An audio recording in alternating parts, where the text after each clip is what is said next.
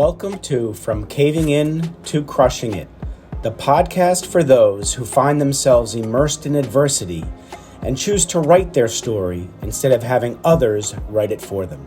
I'm Drew Durrani, and I'm your host. Christian, it's nice to see you, my friend. Thank you so much for coming on. Drew, thank you for the opportunity. It's great to be here with you. All right. There are some people in our lives who we've known forever, and you don't click as much, like really know them. And then you meet people like once or twice, and it could be a conversation. And I feel like I've known you for so long. So it's kind of Agreed. cool just from our Agreed. first conversation.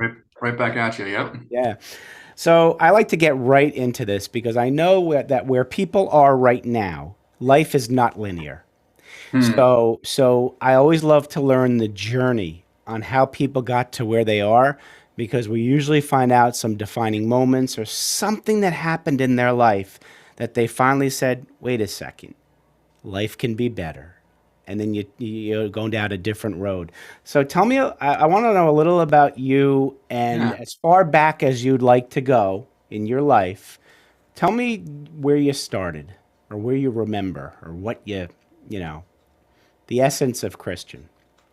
Yeah. Well, the essence of me was being, even though I'm told by folks that self-deprecation is not the best thing, but my old me would say, slow on the uptake and Mm, late bloomer. I got it. Did not like school Right. in any way, shape, or form. Right. Especially high school. It was a college prep town that I Right. live in, and just didn't see the point with it. Really not realizing how much antisocial behavior I was experiencing. I see that now, Okay. but didn't then. But when I remember being 18 years old after getting out of high school and going to college and dropping out, a sense of there's a lot that I'm missing. Hmm. What am I missing? There's got to be so much more to life and existence and the purpose of it. I Right. wasn't a religious person at all. I wasn't grown up that way. Wasn't exposed to it at all, but yet didn't lean into it at all. And it Hmm. wasn't until I had my first son, um, wife Deborah and I, our son's going to be 30 years old next Right. month. So Okay. 30 years Congratulations. ago, thank you. And I'm going to be a grandfather Oh my within gosh. parenthood in Congratulations. July. Absolutely. I'm very, That's very excited beautiful. about that. Found out yesterday it's going to be a granddaughter. All right. Pretty Oh cool. man, you're gonna Yeah, love that. All right. exactly. Exactly. Um, I had a belief at the time when I was in my 20s and ever most of my life, there is no God. Things don't happen for a reason. Right. And medical intervention, I don't know why this was part of the three rules that I had. The third rule is medical intervention is attempting to play God, and since there is no God, it's not to be used. And Mm. so the universe or God, however you want to call, however you want to refer to it, gave me in spades an experience where it allowed those three beliefs to shift in a moment faster than I can say the word moment, Wow. because my son was born full term, but Hmm. my wife had an infection in her amniotic fluid, and he couldn't take in oxygen, and he had to be airlifted from Albany, New York to Pittsburgh.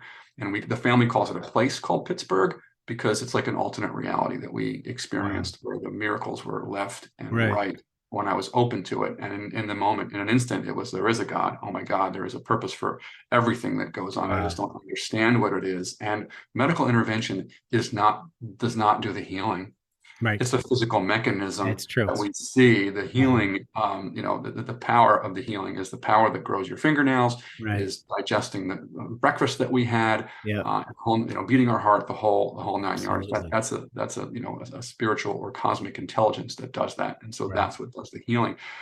So that was a major shift for me. But I then, ironically, again, didn't become a spiritual or religious practicing Okay. person until I was 54. Um, uh, the glass was half empty Hmm. for a significant period of my life, and Right. the getting on the other side of the fence. It's not good here. It's better somewhere else was a constant theme for me. Interesting. Okay. But that all shifted, thankfully, when God or the universe decided to make me unemployable after two positions were eliminated Hmm. right before COVID, first in 2018. I'm sitting talking to you right now, Drew, Right. in the home that I closed on unemployed. Wow. what an freaking out. experience So if that I is. used Yes, a absolutely. national, a national financial institution for a mortgage, they would have confirmed employment. That would have been turned out to be not the case, and Right. that transaction would not have happened. I used Absolutely. the local credit union, and I was already in the cusp of the middle of understanding, knowing that financial situation was fine. Right. So I had to go through my own. I'm not sure if you ever read "The Obstacle Is the Way." I have not. It's just a book about stoicism. Okay. And I didn't complete the book, but the overall message in it is you have to go through what you need to go through. You can't go, you can't run away from it. You can't go under it. You Yeah. can't go around it. You can't Yeah. go over it. You've Yeah. got to go Got to go through it. through. Yep. And so I went through my valley of the shadow of death, if you will, because Wow. I was what I did. I was being the provider for the family, Right. and then that was taken away from me. Um, uh, but ironically, when it was happening, I was stoic about it. I was like, okay, this is out of my control. But it was the aftermath of it and attempting to get back on my feet, Right. where the universe was like, you're not listening. You're not meant to be an employee anymore. Your side business you have needs to become your full-time focus. Interesting. And that's the irony is this, left and right around it. I couldn't understand, Drew. Why am I so focused and motivated to want to learn about leadership and betterment and organizational improvement? I'm not a manager of people. Yes, I have influence the best I can, obviously, over myself and my decisions and how I make myself better as an employee, and those I can influence around me, but never someone that became a vice president that had hundreds of people underneath me. That wasn't something that I could comprehend and see value in wanting to do, or Right. think that I had the capacity to do. But now in the real business, if you will, that I have today, being a coach and consultant, Yeah. I realized after I got my first real client from scratch. Every client I had before that was people who's known me, and I've known them for years. So it was Right. quite a pivotal moment for me back in August of last year, 2022, Right. that my first quote unquote real client dropped out of the sky, if you will.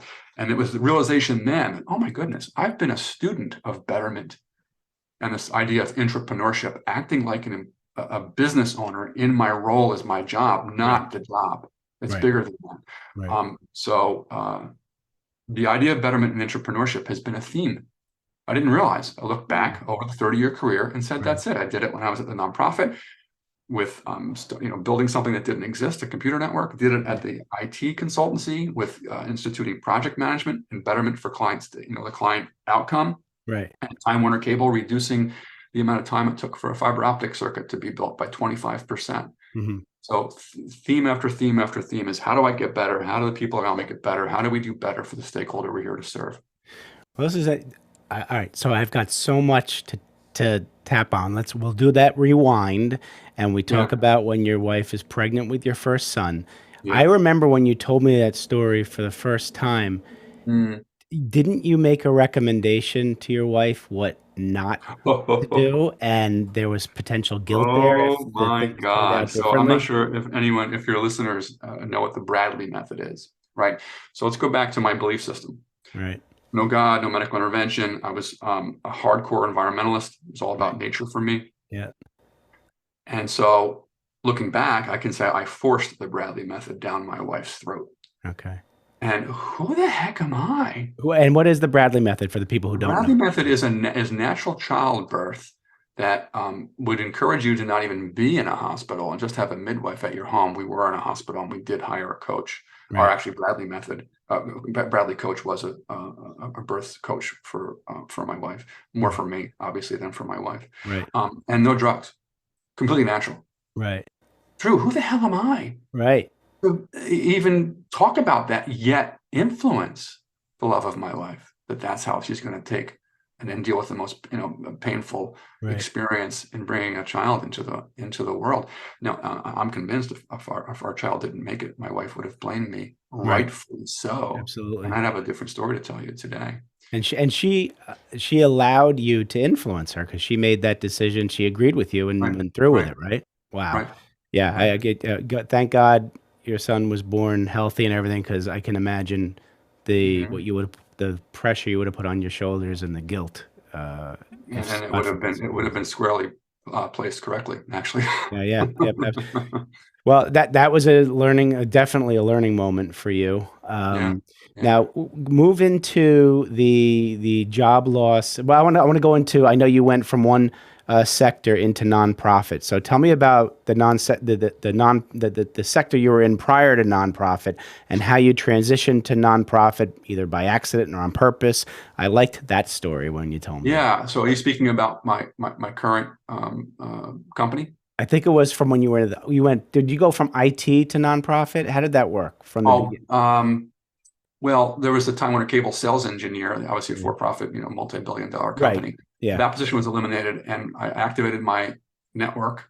Right. Very grateful for the opportunity to become a assistant director of IT for a nonprofit Got it. That's what I kindergarten wanted. through 12 Yep. organization. It's called BOCES. It stands for the Board of Cooperative Educational Services. It's a Okay. part of the state education system. Right. Why? To allow efficiencies and economies of scale for school districts for Okay. services. Okay. So that definitely is a nonprofit. That was the best. I worked for to that point, the best person I've ever worked for. Wow. Dale was his name. He had such a sense of and desire and expectation for excellence Right. of self and others Hmm. while being so human at the same time. Wow. He was more than willing to offer his frailties and his imperfections Right. to anyone that would want to listen to him, Right. which to me models that it's okay that you're not perfect. It's okay Hmm. to make a mistake, and it's very Covey, Stephen Covey. Right. 7 Habits of Highly Effective People. It's part of the part of his personal habits is taking responsibility, the Right. ability to respond, Hmm. and owning Right. when you miss the mark, Right. and don't hold yourself to account. Don't debilitate yourself Right. from fear and moving forward, but take ownership for it with integrity. So I saw that model. I saw that Hmm. model with many of the leaders that I was around. Not every leader Hmm. that I worked for, but it was on steroids with Dale. Well, that's great. I mean, you think about when Time Warner eliminated your position at that point, that rejection, you probably weren't able to see that something else good was coming down because if they didn't eliminate that position, you weren't going to be able to work for the nonprofit and learn all that That's stuff from correct. doing. I did a happy dance when that happened. You I was did? working Okay. from home. I did a Yeah. happy You dance did. because, All right. as I mentioned, most of my leaders, I learned so much for. The last person that I worked for. You can think, and here's things happening for a reason. Right. It was oil and water with this gentleman. Okay.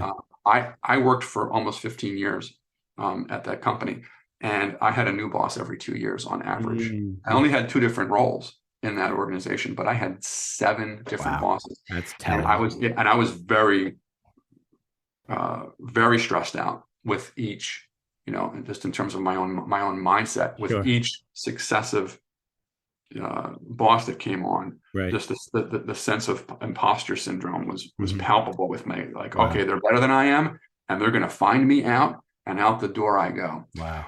And that didn't happen until the last time. Right. Because the last time, that's exactly what did happen. So, Yeah. careful what you wish for, because Exactly. I was wishing for that. The Oh, grass is years greener, the ago. grass is greener, the grass is greener, Yeah. Yeah. and God or the universe doesn't have a timeline that fits yours, right? So the Right. missile I put up in the air of I need to get out of here Yeah. landed when it landed, which is Yes. not when I wanted it to land, but it Right. was what it was. And the beauty of throughout COVID and past COVID, Yeah. not being able to be employed. I went through 7 opportunities, and all of them failed. Right. I look back, and I'm grateful for the unemployment that was available to me. Right. But my lifestyle, was vastly different than what it became. The fact that the home is still here, Yeah. that we were able to feed ourselves, Yes. and I remain, it's a Absolutely. greater power, really, that I look to in terms of how that was able to be navigatable. Unbelievable. All right, so bring me from you're at the nonprofit. You have this side hustle, which everything's telling you this should be your full time gig. Bring me from the transition from the nonprofit to where you are now. Yeah, so that position was eliminated. You serve at the pleasure of the president. Hmm. Dale was the president, right, in terms of Right. the highest executive. He Right. left. He decided to move on. I came from the outside. I was not from education, and I knew it. I knew it was Okay. coming, and it came. Um, they were cordial enough to provide unemployment to me, which was wonderful. Okay. And that helped me move forward. And that hit me hard, though, when that happened, because that definition of who I was, and then I was what I did, and 7 times trying to get employed, and that having it not happen was just insult to injury, if you will. And I even decided to, okay, I'm going to go to somebody who knows me. I know them. It's been 15 years to a position I did 20 years ago, and I'll take the pay of 20 years ago. And they said, we'll put you through the process, but then thanks, but no thanks. And I'm like, blah, blah, blah. I can't even get this. Wow. And I realized, I said, if this one doesn't happen, I mean, if that's not a message, yes, that I have to, open my mind about what my capacity to provide value in the marketplace is with my side company that I had since 2004. Sure. I had my foot out the door ever since I started that company. I got my MBA because I really focused on and cared about how to be better. Right, of course. So I got it in sustainability because I was really very interested in that for-profits need to act more like nonprofits. What do I mean? They need to care more about mission and values and people, and not about making money. Right. Because money is an outcome; it's not a purpose. Absolutely. And I also believe that nonprofits need to act more like for-profits. Most nonprofits, they got the mission, they got the vision, they care about their people. But at the same time, I find so many nonprofits have a chip on their shoulder, and they look towards the burnout as something to be proud about. Right. And if you're not on the precipice of falling off the cliff with the amount of effort that you're giving, you're not even putting in enough. Right. Yeah. That's talk about the lack of sustainability. Absolutely. Right? So there's that, and the attitude that many nonprofits recoil. We're not a business. We're a nonprofit. Right. Yes, you are a business. You are a business. You have revenue, you have expenses, and you make a profit. It's what you do with that profit. More revenue than expenses to remain. Absolutely. And there's so much value in efficiency, right, and productivity. Again, another Coveyism. To me, that's good. What's better is effectiveness, especially because it's people. People truly are the most important asset and resource, and I'm attracted to organizations that believe that as well, and have challenge in actually living it, and so giving them some support so they can truly align their belief system with actual reality in terms of people being the best. Right. So you said something earlier which resonates with me. You said you were your profession, and most men do tie their self-worth to what they do for a living that provides for themselves and their family. Tell me how that has, where you are now with what you do with your own company, and how you're aligned with what you do. I mean, it's a beautiful alignment to be able to be your own boss. Tell me how that's what you do, how it's working, and It is. So usually I talk to my boss. He lets me take the day off. Yeah, don't you love that? So my wife asked me, and I'm like, I have to talk to the boss. I don't know if the boss will take that day or not, so I'll find out. And I want to go on the side tangent for a second. There's probably LinkedIn. This might resonate with you, Drew. Yeah. A meme. If my boss talked to me the way I talk to myself, the sentence would not even be finished. I'm out the door. I quit. I'm not working for you. Absolutely. Right? It's the power of that statement. Now, I would imagine not every human is that way. Yeah, we're harder on ourselves than others. It's a spectrum. Some folks might not have any relevance. Going, I don't have that challenge. I have. Many might have it worse than me, if you will, and others better than me. But I really, really resonated sort of with that. And that is the perennial challenge, right? My introversion is beautiful in that I get my energy by myself or with people that are close to me. Right. But that can tend to keep me not in promotion, in prospecting, very true. And getting the word out. So that's a constant necessity and theme. This is why I have a business coach. It's a leadership coach, and why I have a marketing coach is to get some accountability in areas where there's weakness. There's weakness there. And I said I'll go on a tangent. And I went in that tangent, and you got to remind me what the topic. Tell me about your company now and what you do for the community. leadership coaching and consulting, as well as supporting technology adoption. And both of those fit because of my background and my interest, because it's both of those are centered around the same core structure, and that is focusing on workplace culture, Mm-hmm. and that the leaders be and maintain themselves as change agents, because change is hard and Mm-hmm. culture needs to change for actual change in an operation or a Mm-hmm. system to ever happen. Right. And lastly, it's about reinforcement, and it's about repetition. Mm-hmm. Many folks in the technology adoption world, or even in the leadership world to agree, will just look towards training as an answer. Right. We just need to do more training. Mm-hmm. I believe that's single dimensional. That's Yes. a monolithic Agreed. issue that will never move you forward. Well, please, Drew, or anyone who's listening, I'd love to hear from you in the comments. Show me a single point in time training event that's changed behavior where it's stuck. Absolutely. That usually happens. They walk away, and then how do I apply it? Exactly. And how Yeah. do I apply it over the long term? Absolutely. So it's the answer there is continuous improvement, small increments. Mm-hmm. Now, your listeners aren't going to see me doing this, but I'm putting my finger up to make a point in the air, and up to the left is another point that I'm putting where you are on the right to where you want to go on the left, and the left Mm-hmm. is higher. Human nature is that you want to teleport from where you are to where you want to go. Right. Leadership expects instantaneous. We don't care about the details. We just need it to happen. We have the strategy gets implemented, and there's so much in between those 2 points. Yeah. And the next best thing from a challenge standpoint is the belief that it's a straight line. Right. You go from where you are to where you want to go. Right. No, it's a mess. It's Absolutely. a mess. It's a swirly, the line going up and down and left and right, and you're sometimes cyclical and going back to where you started. Mm-hmm. Sometimes. That's where you need to lean in on. You lean in on the learning that you get. You have to, because you're not the organization or the person that you need to be to get where you are without going through those trials and those tribulations, because that's where the learning comes from. And your goal will change.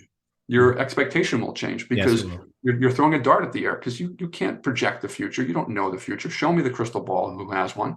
Right. Right. So there's a direct correlation to where you are and where you're going based on the path that you're taking and the learning that you have while it's taking place. Oh, very well said. So I have last 2 questions. All right. So Christian, you are sitting with 7 to 10-year-old Christian, and you want to give him a piece of advice about life. What are you going to tell him? Do not believe your thoughts. I love it. Do not believe them. Don't double down in that being a reality. And to carry on to that, whatever thoughts that you have that you want to believe, express them out loud. Talk to someone else about them. Get into dialogue. Because what I've found in my 55-year-old self is, as it comes out, it's like, well, that's not rational. That doesn't make any sense. How could that be true? Yeah. Wonderful advice. All right, now you got to put a different hat on. Now, Christian, you're talking to young Christian, the entrepreneur. What kind of business advice are you going to give young Christian, the entrepreneur? Oh, that's wild. So my head is sticking on, and my heart is sticking on the advice I got from a Gallup research coach. I won't pass a personality assessment or any type of assessment. Okay. I won't pass it by without taking it. Okay. And so I love those definitions. So Gallup has a strengths finder, and there's 39 total strengths, I think it is, or 34. And for free, you can get your 5 strengths. One of my strengths is learner. And so and every strength, like every positive personality trait, has its shadow. And the shadow of learner is that you'll just absorb all your time in getting washed over with new information, and you just love the place of being washed over with new information, not caring about ever applying it. And so the Gallup coach said to me, stop. You can't take in any more information until you commit to have a system that you devise about what you're going to do to implement what you're learning. So Beautiful. stop learning and start acting. Well, beautiful. Take action. That's beautiful because that also speaks to the dichotomy between knowledge and wisdom, right? Yep. The knowledge you learn in the classroom, the wisdom is when you apply that knowledge and see where it goes. And then life experiences give you that wisdom. That's great advice. Yeah. Beautiful, beautiful. Well, Christian, people are going to want to get to some more of Christian. So tell the audience what's the best way they can reach you. There's two ways to find out more about me, and one way that's the best to connect with me. The first would be my website at optimus-1.com, OPTIMUS-ONE.com, or LinkedIn, which is Christian Grieco MBA. That's the very end. After you go to the linkedin.com/IN/Christian Grieco MBA. Beautiful. Just call that name out in your show notes, right? Yes, so absolutely. Well, Christian, again, thank you so much for coming on. This has been a wonderful conversation, and I'm sure there's a lot of golden nuggets the audience were able to take and be able to apply immediately. So thanks so much for coming on, my friend. I appreciate it. I appreciate you, and I appreciate the guidance and walking me through what our conversation was. Absolutely. Take care of yourself, Christian. You too. Thanks so much for listening. If you enjoyed the episode, please subscribe and give us a review to help others find it. I'd like you to answer this question. Are you living the life you want to live, or are you living the life others want you to live? I'd like you to think about that for a second, because I strongly suggest you live the life you want to live. If you want to learn more about what I stand for and my services and how I'm able to help many men get out of their own way, please go to my website at www.profitcompassion.com. Feel free to also email me at drew@profitcompassion.com. I'd love to have a conversation with you. Take care of yourself and choose to write your own story instead of letting others write it for you.